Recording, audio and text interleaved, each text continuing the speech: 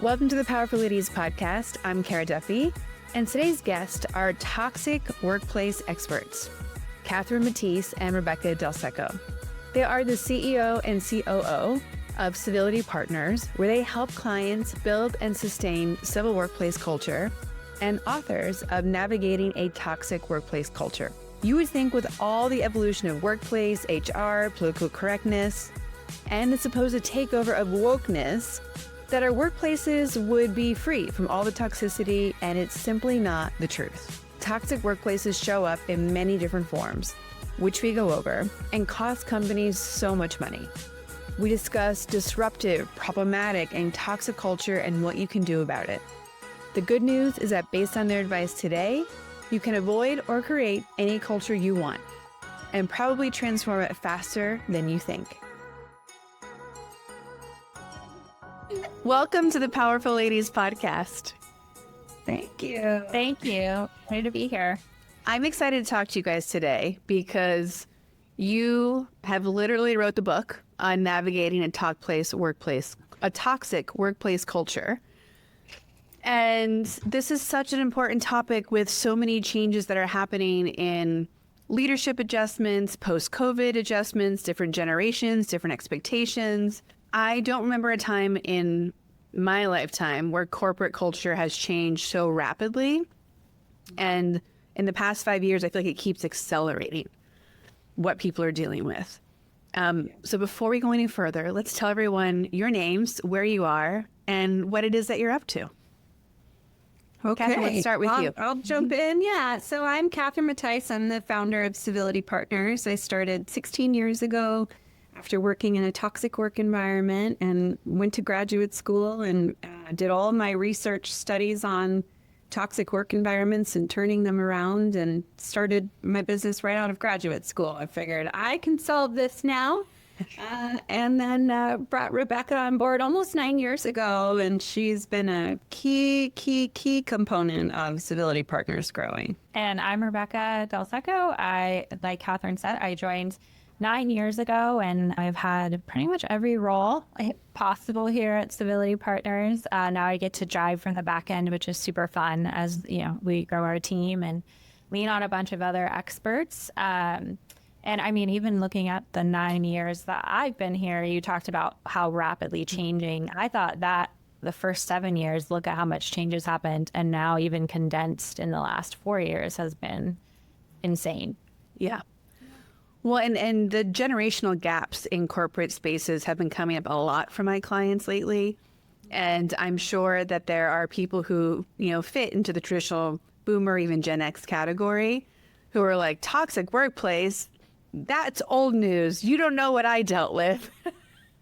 So how has the definition of a toxic workplace just changed over time? Well, it's interesting. When I first started and I would reach out to human resources associations, can I come and speak at your chapter meeting? And they would say no, because workplace bullying isn't a thing. What are you talking about? We've already talked about harassment. And then I would tell people what I do, and always jokes. Oh, so you take people outside and beat them up, haha, bullies. And now, all these years later, every single person I tell what I do, and I'm sure Rebecca too, oh my gosh, I've experienced that, or, if you let me tell you my story. And I think as generations have, the newer generations have come to the workforce where they grew up learning about bullying. I mean, I didn't have any assemblies around bullying when I was in elementary school. My children do. But I think they're just more hyper aware of being treated respectfully and having boundaries. And so I think the word toxics has become more open. And we describe it as anything that's harmful, however small. Gossip is toxic. Microaggressions are toxic, and you let those things go, and like a toxic chemical, it's insidious and it starts working its way through the company culture. What are some of the most extreme cases that you've had to come in and resolve that you can share? Okay, I'll let you start. I mean, so one of the things we specialize in is coaching individuals who have been accused of bullying or creating a hostile work environment. And part of our process is interviewing those around the individual. And I used to do all of those. So imagine the things that I would hear. I mean, and I remember one that sticks with me is that a company engaged us, and this woman had been behaving this way for years. She was a super high performer, which they often are. And the reason they finally reached out to us was because the woman had another individual in her office and was screaming at her, and the individual said, "I'm going to leave and exit this scenario." And the woman we were coaching stopped her and held the door closed and essentially trapped her inside the room to continue berating her, which, makes them afraid. It essentially escalates to workplace violence. And that one always sticks with me. And that one was so unaware of how inappropriate that behavior was. So that's mine. I know Catherine has probably a lot of people want to pick our brains. What have you heard? Yeah. I'll share one too. We had a client that this was during the height of the Me Too movement.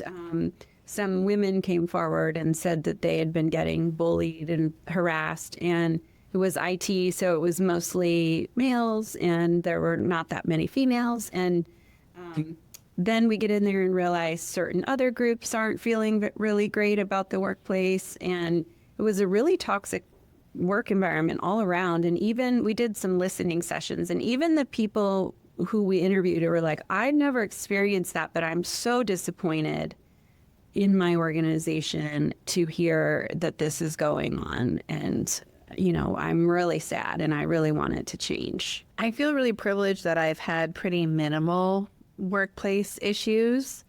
If I go back through and start digging, there are some that are borderline ridiculous, but it's been really minimal compared to other women my age that I know have gone through some of the spaces I've gone through. And it's so interesting to me how it is like, how there are still people who are yelling at people and essentially kidnapping them in their office. And then also people who are still, sexually harassing other people. And you're like, at what point, like, how did you not get this between what's happening on like media culture, even TV and films, let alone the training that you're now most often getting in your workplace? How are there still so many gaps? That's a question we ask ourselves every day. The more technical answer is, one is those generations have never been told otherwise. We coached a guy he was a lawyer, and he had been there his whole entire career. And he would always reference, when I first started here, the women were smoking cigarettes and the secretaries down in the lobby with their pointy bras on. And that's just how it's been. I'm like, it's not that way anymore. But he'd been allowed to be a bully because he's a high producer. And so all those years, no one had ever really pinned him down until something bad really happened, and now he needs coaching. So I think it's definitely easier for those of us in this space to be like, dude, that's not, but I think they live in a bubble and they're rewarded for their behavior. So why bother changing it? There's no motivation to. If someone thinks that they might be in a toxic environment, but maybe they're being gaslit about it, or just not sure if like they're even being, extreme versus what is normal, what are some signs that you can list for people so they can go, okay, this is a toxic or is not a toxic environment? I think the main thing is if your gut is telling you that you're in a toxic work environment, then you are. You're not being dramatic, right? That said, perception is everything. And if you are hearing other people complain about similar behaviors, that's evidence that you're not alone. If it's kind of always only you, that's the problem, that, maybe take some steps back and understand maybe it's more like conflict or something else. But if you're waking up every morning and you're dreading driving to work, then you're probably in a toxic environment. My response was going to be, trust your gut, your body knows. And we see this with people asking, well, if someone gets yelled at once, I'm afraid as a manager, they're going to claim this is a toxic environment. And I think it's the repetition is what we see. Like Catherine said, other people experiencing it. And we've worked with organizations where people felt they had gone to HR individually and no one was listening. And so they all combined together and came together and, wrote a note to the board or whatnot. So leaning on those around you, I think also is telling. I'm glad you brought up the managers being afraid of it, because I coach so many owners and their leadership teams, and many of them are millennials, and they are petrified to be the bad boss. So much so that I usually have to tell them to be mean because they're letting deadlines slide. They're not holding people accountable. They're getting walked all over. They have a level of excellence for themselves. But when we look at how that excellence is falling through the ranks, because they're not leading, because they're so afraid to ever potentially hurt someone's feelings or be perceived as mean, they're not leaning in. And I always tell them that, I jokingly say, like, be mean. That's not what I want them to do. But there's a coachability of, like, if you're creating an environment where you can't coach people, we already have a problem. So what advice do you give to people who are afraid that they're going to be mean, but they need to hold people? Look at that. There's a whole chapter.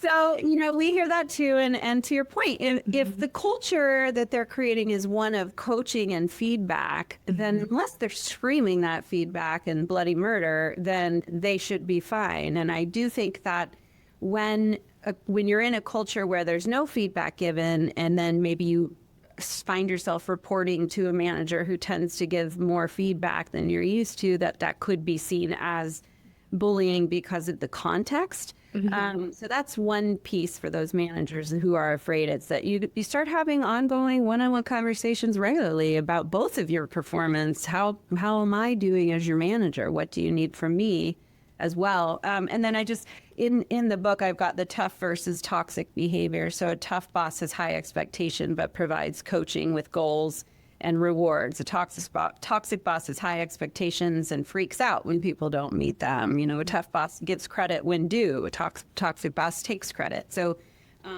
it's really the bigger picture. Don't be afraid to give feedback. It's just, if you make that part of your relationship, then no one's going to see you as a bully. That's why I recommend the book Radical Candor all the time. I'm literally going to bring that up. When I first started managing, definitely I fell into the ruinous empathy category or something along those lines, and really found out the honesty is kind. It shows that you care, and to challenge them shows that you care. Of course, doing it in the right context, and I think it can feel like you're criticizing or whatnot, but I read that, had a conversation with an employee that needed to improve, and within a week, a 180. It was insane. Yeah.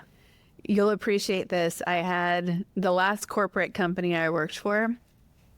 It was a startup. It was a relatively small team. I was on the kind of leadership group, and our CEO gave everyone that book to read. I don't think he read it.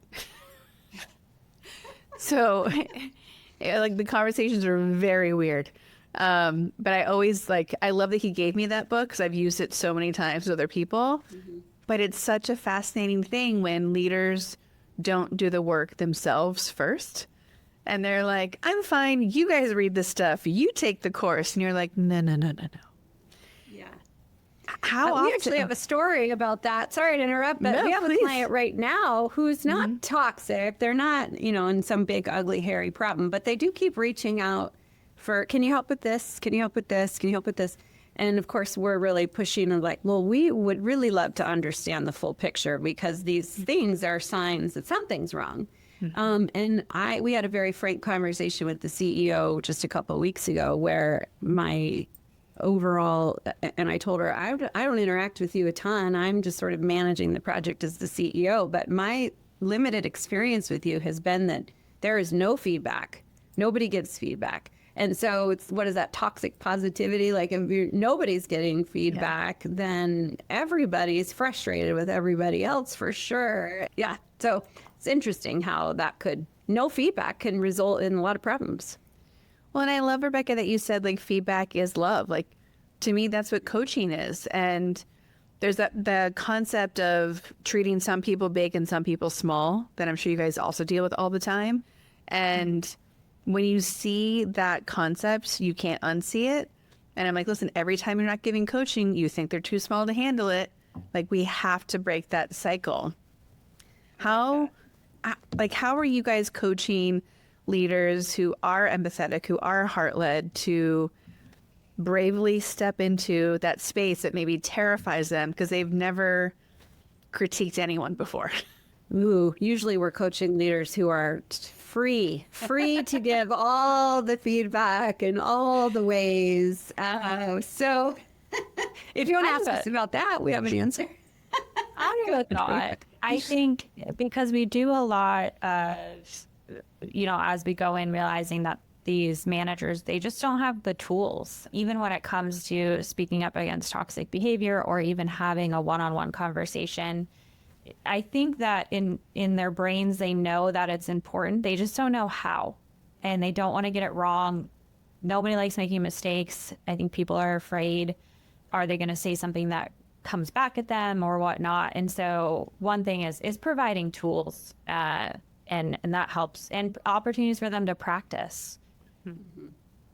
And well, just to add to that, that was a great answer, Rebecca, that when we do a manager training that we do at 6 months, our stuff isn't like delegation and servant leadership, which are great tools, but we talk about creating psychological safety, giving and receiving feedback, coaching people who are not performing and also not behaving very well. And I don't see a lot of manager programs focused on those necessary skills, not soft skills, necessary skills that are all related to a positive and thriving work environment.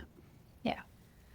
I also noticed a trend where a lot of my clients who need extra support in stepping into that coaching leadership space, they make themselves wrong for the expectations that they have. And so they've been told their whole lives that they have high expectations, that maybe they're, run at a speed other people can't run at. They are living in this 1% and they're managing the other 99%. And I think that's a bunch of BS personally, because I think there's ways that you can incorporate high expectations in a positive, loving way for other people to rise up to you for. But I think usually a gap that I see is the leader has the expectations, but is afraid to communicate it and then afraid to hold people to it. So they're getting disappointed by their teams on a regular basis because they've never actually wrote it down, never communicated it. There's no playbook for their team to win, so they're just silently frustrated. Well, and that's what we see with the leaders we coach who have been accused of bullying or creating a hostile environment. And it's not that they're afraid to give feedback, because that's part of the problem. They're giving too much feedback and it's micromanaging, and it's, we had a client who people said she did this all the time. And we've actually coached people who have caused PTSD because somebody had a panic attack.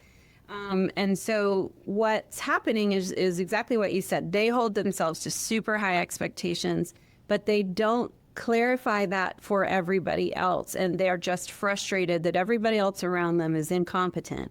And so the coaching is really focused on, you're not the competence crusader. You're functioning at a really high level. And if you want people to get there, you teach them and you coach them and you make them feel comfortable to ask you questions. And that's the thing, is they really diagnose problems as competent or incompetent. Just an example of that, since we're talking about kind of feedback and conversations like that. One individual, in coaching, we talked about, I'm this great resource. Nobody ever asks me any questions. I've been here forever. And I'm like, well, why don't they ask you questions? I don't know. They don't think about it. They're incompetent. I don't get it. And I'm like, well, if we look at your feedback, you publicly shame people, you berate them, your aggressive body language. So maybe if you adjusted the way you take in those questions and help them solve, they'll start coming to you. And so it's like helping them realize the impact of that leading by fear is actually giving you the opposite of what you're looking for. And I have this interview process that I'll often encourage clients to do. I did it in my corporate life where I would interview other people about how I'm showing up. And I would do it with people who I had good relationships with and people I had questionable ones with, which I will say was few people. Like, I often joke that I had like maybe 3 arch nemesis in corporate life, my entire corporate career. And how many do I have? No. But I remember talking to one of these people and they gave me feedback that I thought was so interesting because it pointed out their perspective of how they were viewing me, but it gave me such an interesting clue into improving my communication with everybody else. And their feedback was that I go into a meeting, I was in a leadership role. I would go into a meeting, somebody would share an idea, and then I would have so many questions and I would rip apart the concept. And I was like, I'm like, that's so interesting that that's how you see it. Because in my mind, I'm asking questions so we can keep the project, not get rid of it.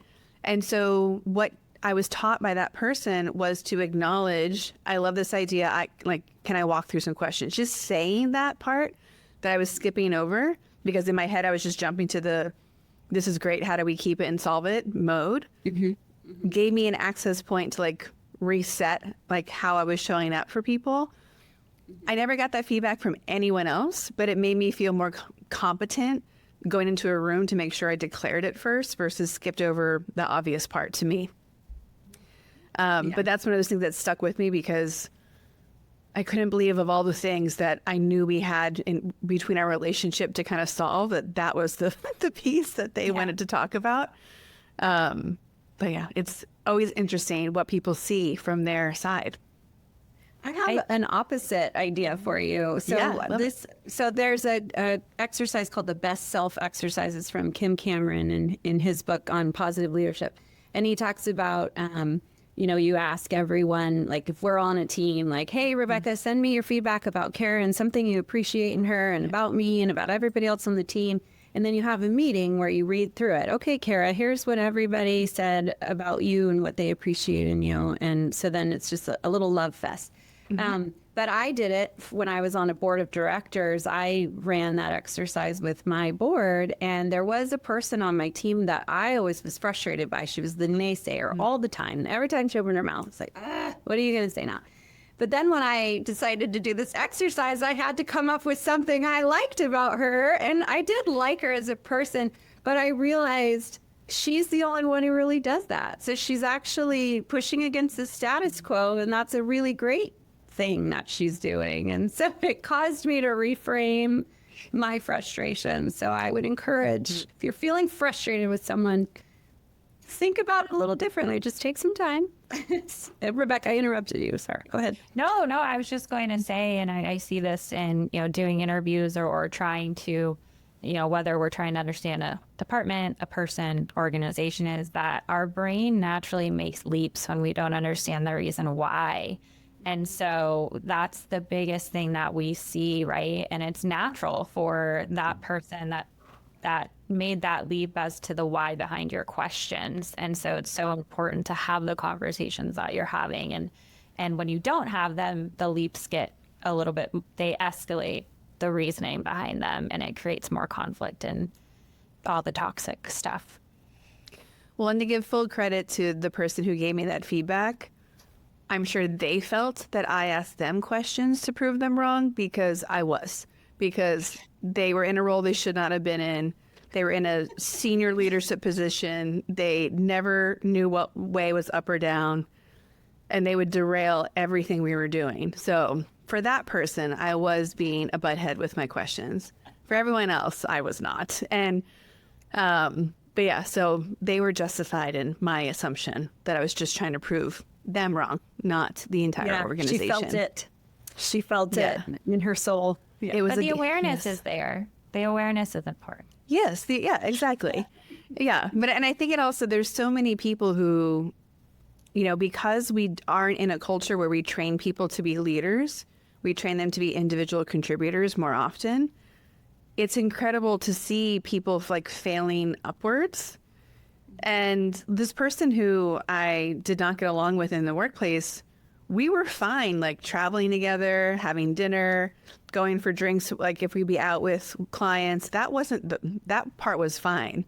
It was the the lack of what I perceived as competence when we were trying to actually like do anything.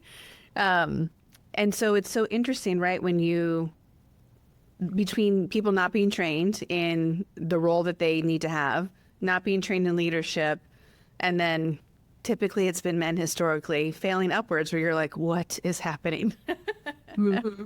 We wrote a blog post recently about younger generations not wanting leadership roles. I forget what it was called. Quiet something. Conscious unbossing. Oh, conscious unbossing. That's what it was. And Jenny, our wonderful marketing manager, had kind of come across this topic. And turns out people don't want to be leaders. They don't want to put in all those extra hours for not that much more pay and deal with all the problems they've probably observed, which, we're back to managers need better training because they probably do make managing look scary because they don't know how to do it. They haven't been trained either. So, yeah. Well, in my experience, you guys can tell me if you've seen it differently from your side. I've seen so many people who have been like an incredible designer or incredible technical person. And they're like, great, you should be the director of this department. And they're like, one guy I was so proud of, he goes, no, thank you. They're like, what? He's like, no, I don't want to. If I move from this design role into a design director role, that's budgets and spreadsheets and board meetings. I don't care about that. I just want to keep designing. But most people don't say no about these other roles that people want them to be great at. Well, and sometimes there's only one career path up. It's either you manage or you stay exactly where you're at and you get, the minimum raise every year until you retire. And so they feel trapped, and that's the only way that they can move up. I think we met with Gary Ridge from WD-40. I don't know if he's kind of famous here in San Diego because he lives here, but WD-40 wins lots of awards for great culture, and he just retired. And he mentioned that at WD-40, they don't use the word manager, they use the word coach. And I'm thinking about that guy. Maybe he didn't want spreadsheets and budgets, but maybe he would have been okay coaching and mentoring. And there's something to be said for that maybe you get a promotion into this sort of mentorship role. You can still design, but then you get to help others be better designers. And also, let's be honest, people who design and they're creative aren't spreadsheet people. So maybe you don't need, so maybe that's a great way to get somebody else who likes math and spreadsheets do that, and I'll be the manager of the people and you be the manager of the operations component. You brought up two things that I think are super important. One is in my all my companies, I say, I refuse to manage you. I will lead you. I will not manage you. We are all adults. If I manage you, we're creating a parent-child relationship that's not going to be healthy. Yeah. But then also about this, pulling the operations out of roles. So often the power structure is if you aren't controlling the budget, you don't get a say. If you're not in those executive rooms, you don't get a say. And I think that we do a disservice to so many people's natural brain wirings and strengths when we're forcing people to mash together analytics and creative on either side in order for them to move up into these roles. So I love that idea of pulling it out. You can have a marketing ops person, you can have a product ops person. Let them do that stuff that makes everyone else want to vomit and let them thrive there. But we don't need to assign the power and strategy contribution only with the vertical growth, if that's the case. You know what? I'm having an epiphany. Right here on this podcast. This happens a lot. I am the visionary of Civility Partners, and Rebecca's the integrator. If you've ever read Traction or Rocket Fuel, you know what I'm talking about. And I think that's kind of what we're saying. It doesn't have to be the CEO and the COO, for example. Maybe every department has a visionary and an integrator because they're very different people. And that's... Rebecca and I have always kind of our relationship's odd. We finish each other's sentences, and also she tells me no, and I'm okay with that. And talks me off ledges, and then we read Rocket Fuel, and I was like, Rebecca, our relationship's real. It's normal. And it's active courage to this book. Anyway, that's my epiphany. I think every department needs a visionary integrator situation. That's going to be my new messaging. Thank you. You're welcome. No, I fully agree with you. Like I know if I'm working with a company and we look at their org chart and they are a creative oriented business. They're making a product, they're in a marketing service, things that require the soul customer relationship and like your zone of genius working. If I look at those organizations and realize that more than 30% of their staff is hanging out in sales and operations, I can almost predict that they're having struggles in getting sales to actually happen and for the business to grow the way it used to. Because we start moving from focusing on the core of our business and the soul of it to chasing sales, and you start seeing it tip. Like most operations should be set it and forget it. Like we should not need all these operational layers. Like you need the integrator, but why are we make businesses over complex on a regular basis because that's what our industry competitors do. That's what social media tells us we need. And I'm like, guys, I bet if we removed a lot of the unnecessary operations, it would also free a lot of people up. Because half the things that these bullies are probably yelling at people about are probably not even needed to make the business function. Right. They're not that important. No. No. You're right. And I think, just speaking of Rebecca and I, like the set it and forget it, like that's what it's like here, this is what I want to have happen. We want to do webinars once a month. Okay. How do we brainstorm about it?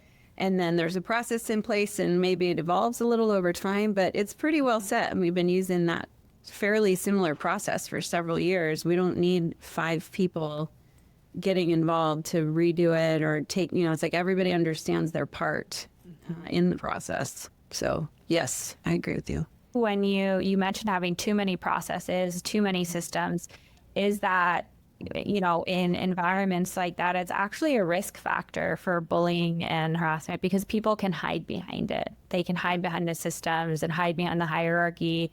We have it where procurement, if it's this, it has to go through 3 levels and then it can hide somewhere on a 2nd or 3rd level. And so it's actually harmful to the environment. I'm willing to bet that most companies are over complex and have too many people. 100%. It makes me feel confident that businesses like ours, we have a long runway because people are not getting it fast enough. As the integrator, Rebecca, for many companies don't have an ops person. And you have someone who is the visionary or the creative person drowning because the thought of a spreadsheet makes them sweat. They don't understand tech integrations. I say the word SOP and their face goes blank. So, can you explain to people why that integrator role is so valuable and how it can free up someone who is a visionary? Yeah, I think, and I'll speak to my relationship with Catherine, the strength of the visionary is, this ability to kind of be a squirrel, say, oh, this thing, and I want to implement this and that. And the reality is that you can't do all of it. And so that synergy between an integrator and also that relationship is really important. You can have a visionary and an, integrator, but the integrator can't give any feedback and you're not going to get anywhere. And so what I found is that, and also the visionary brings me out of the mindset of, well, I need just 6 weeks to figure out if this process is going to work. It's, let's jump in and let's figure it out. This is worth it. So I think that the integrator, one, makes the visionary stop with the, all of these different ideas. Let's take 2 or 3. What do you think is the most impactful? And you can parking lot the rest of it. We'll keep track of it, which allows them to have a system for that. I have a system for managing him, which allows them to stay sane and kind of get out of that mindset. And also remind them, yes, these are really great ideas. Now let's work back the implementation piece and what's possible. And two, I think, like I said, on the other end is, she gets me out of, like, Rebecca, we can do this. We could do this. Just trust me, even though we're not entirely sure. And some really great things have come out of it. So, but there has to be trust, and there has to be the ability to give and receive feedback, because if you can't do that, then you're working in silos and you're not functioning. I was somebody who, I've always had a 50-50 analytical creative brain. I spent most of my time in a 70% creative space, but always was able to project manage and super organized. I'm not afraid of spreadsheets. I love them. And in my corporate role, because I could understand the calendar and create a system and keep things on track, I kept getting pulled into operational spaces, which I fought for so long. So I was like, I don't want to be the calendar Nazi. I don't want to be the one that is like not creating things anymore, but is only, making the lists and telling people they're late. And like how it was presented to me was not sexy at all. But when I didn't have a choice, and I had to get moved into this role, and we kind of crafted it. I did have authority to change it a little bit, so I could still use the other side of my brain powerfully for the organization. But it was so interesting because it gave me insights into how to build organizational structures for creatives in a different way. Because I think that's such an important balance, right? Of the system only works if the people use it and if it actually makes a difference. And so I'm curious for you guys, as you go back and forth about what we need versus the system, how are you making sure that it's as efficient or fit as possible and not, domineering vision over implementation type spaces? We've had a lot of trial and error. I was going to say failure really is the answer. Not fires, but yeah, that was going to be my answer. Go ahead, Catherine. I was just like, yes, we're on the same page. We went through a pretty good growth spurt over the last couple of years, and had really just started to figure out. And I think it helped us lean in that, because we've had business consultants who have literally said, "You guys have a weird relationship. I don't understand that, because she's my best friend, but also my employee, but." In a lot of ways, I'm her employee, because she's, talk about parent-child relationships. I'm not the parent in this manager-employee relationship. And so then we figured out this is okay, and we really lean into it, which allowed Rebecca to really lean into this strength that maybe I had been overseeing a little more than I needed to. And it was just do your thing, and I'm going to do mine. And anyway, so then, she built a lot of systems with other people on our team. And then it's oh, that doesn't work. Let's change it. Or, oop, we missed a big chunk and we forgot these 4 things that should be in there. And it still evolves. But for now, I think we've gotten to a point where we're pretty settled in our systems. But it was a lot of trial and error. I think mistakes, Rebecca. Mistakes are just learning opportunities. Yes, learning opportunities. And just in terms of mindset, it's about finding a balance between, Catherine has this big idea, we need some sort of system. Then it's me translating it to the point where it's very clear and you can hold people accountable while also not being so stringent that you don't have the room for things to happen or for employees to take initiative on changing it or critically thinking. If you give everyone all the answers, there's going to be a scenario where one of those answers doesn't work. So I think that's a big part of it. Mm-hmm. Well, and businesses they're not linear, and they're forever evolving. And I think there's finding that balance, right, of no, we don't need to touch everything every day, and let's just see the system through before we start changing it already. But we have to be realistic that it's a real-time living thing. I'm always telling my team, SOPs are a living document. If there's something broken, fix it. If we missed a step, fix it. But let's not change the whole system. Let's run it and then pitch me back why we should change it. But I think we get a little, especially when we don't have people in the right roles. I think someone trying to oversee more things that are maybe outside of their zone of genius, you don't want to have to keep massaging things that aren't easy for you. And so you're just like, that's fine. Just leave it there. We'll keep going. And you're like, that's a huge hole like in the side of the wall. That doesn't bother you? Okay. Yeah. Well, I got to say, too, I mean, we use Monday.com, so a little shout out to them because they do. Yeah. It is super easy to use, and it does evolve. You're like, well, not doing that step anymore, delete. And then, we have our template when we take on a client based on the service they bought. We have a template that plops into their service side, but then we add and move and rearrange. And so we're following a general process, but every client's different, too. So just a little shout out to Monday. I think that it's great for our purposes. It's the one that we run our whole business, all of our businesses on also. And I love it because you get to make it work for you.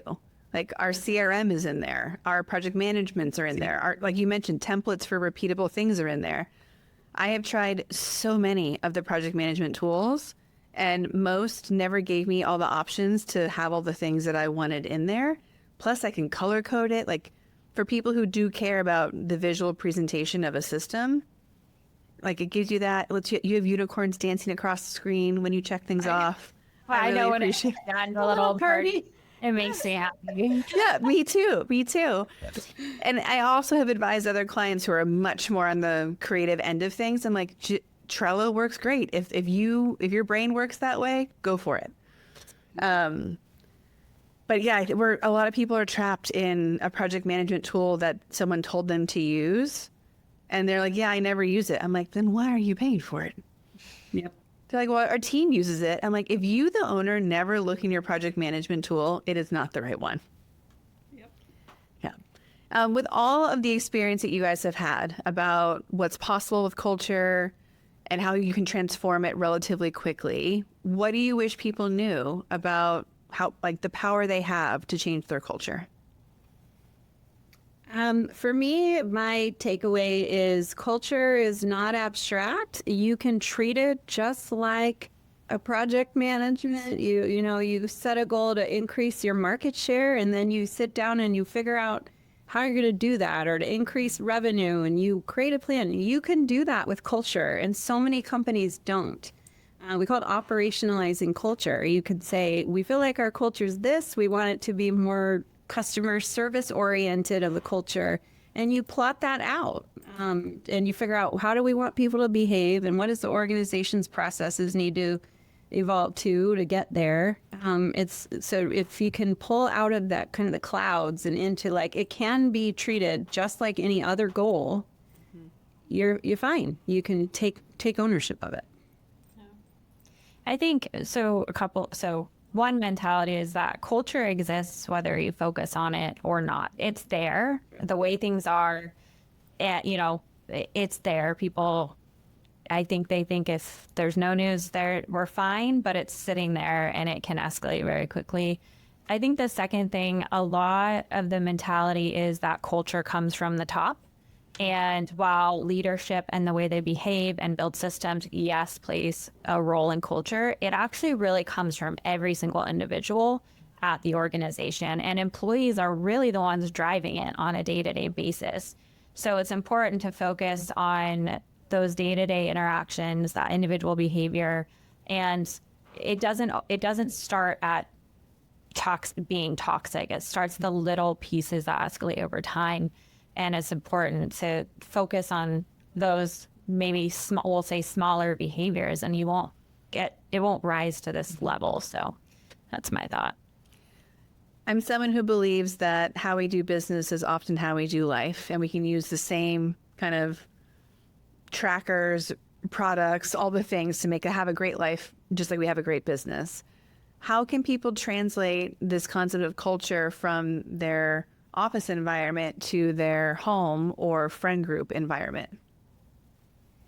I think I've heard this. I haven't really read Brene Brown. Shame on me. I know everybody else has, but I think her advice that I've heard is good, which is to create core values within your family. And then, and that's what we talk about at work. You have core values, then you can hold people accountable to behavior more easily because it's more clear.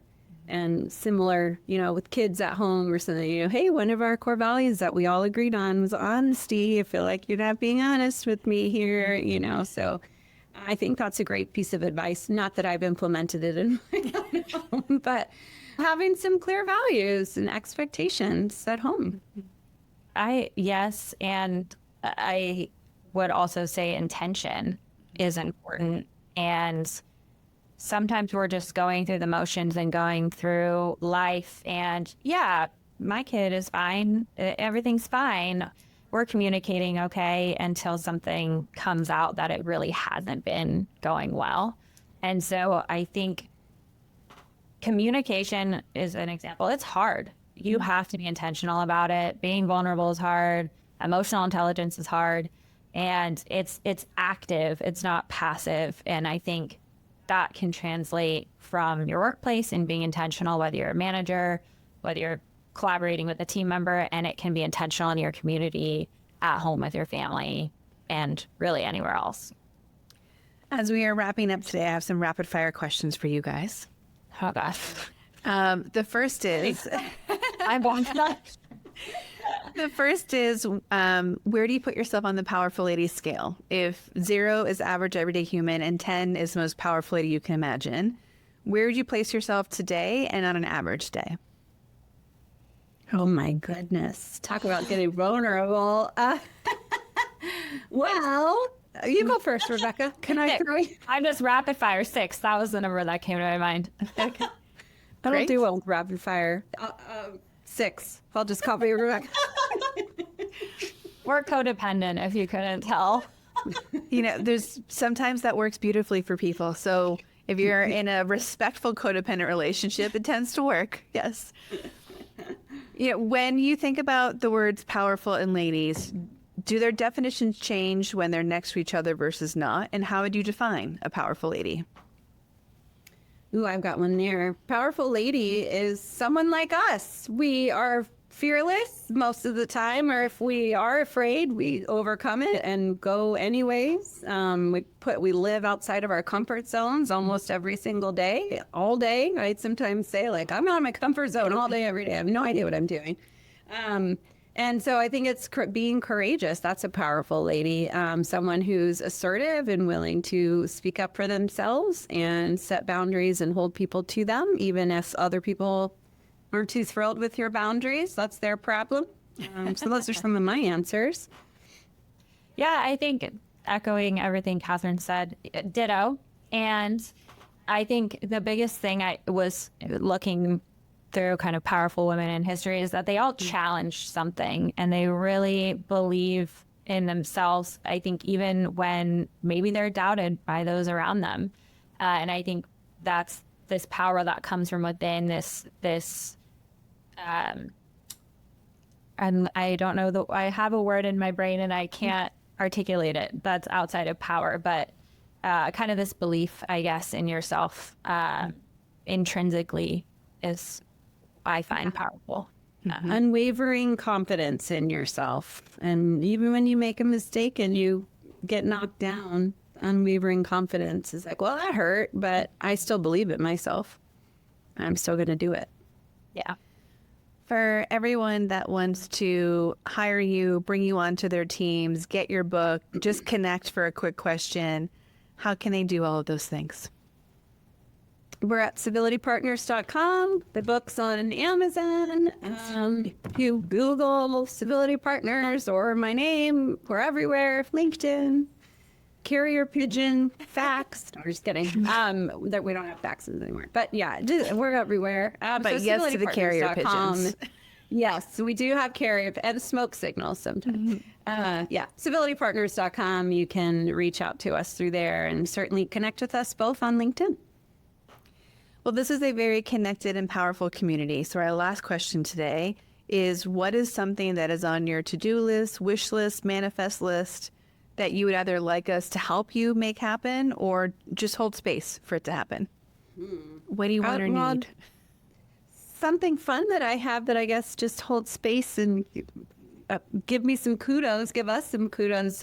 We get to do a training for the United Nations, and then also the World Economic Forum reached out kind of at around the same time, and they've also hired us to film a course on civility for their upcoming forum. Everybody in the organization has to watch it before they go in January. So that's just both of those things just kind of pulled the trigger the other day. So really excited about those two things. Amazing. Congratulations. I'm so excited that both of those organizations are relying on women like you to put things back in order, because we've got some ordering to do right now. Yes, we do. What about you, Rebecca? I was thinking something more personal, if that's okay. Yes, of course. I just moved into a big house, which was a huge milestone for me. And I've been having some health issues going on, and my partner's been gone for 6 weeks. So just kind of holding space and mental support while I'm kind of going through it's a good challenge, and it's something that's amazing and such a good opportunity, but it's testing me a little bit. So sending some women empowerment vibes my way would be appreciated. Okay. Easy. It's always interesting how when we upgrade to what we've been working hard for, you're like, wait, why are we getting challenged right now? We worked hard to get here. And they're like, oh, do you really want this? How badly? Yeah. I know. Well, it has been such a pleasure to have you both on today. This is a very important topic. I cannot wait to hear about the work that you're doing at the UN in particular. Thank you for making time to come and hang out with us today and share your wisdom. Thank you. Thanks for having us. Thanks for listening to the Powerful Ladies podcast. If you enjoyed this conversation, please subscribe, leave us a review, or share it with a friend. Head to thepowerfulladies.com. where you can find all the links to connect with today's guest, show notes, discover episodes, enjoy bonus content, and more. We'll be back next week with a brand new episode and new amazing guest. Make sure you're following us on Instagram or Substack @PowerfulLadies to get the first preview of next week's episode. You can find me and all my socials at caraduffy.com. This is a Powerful Ladies production produced by Jordan Duffy and Amanda Cass. Until then, I hope you're taking on being powerful in your life. Go be awesome and up to something you love.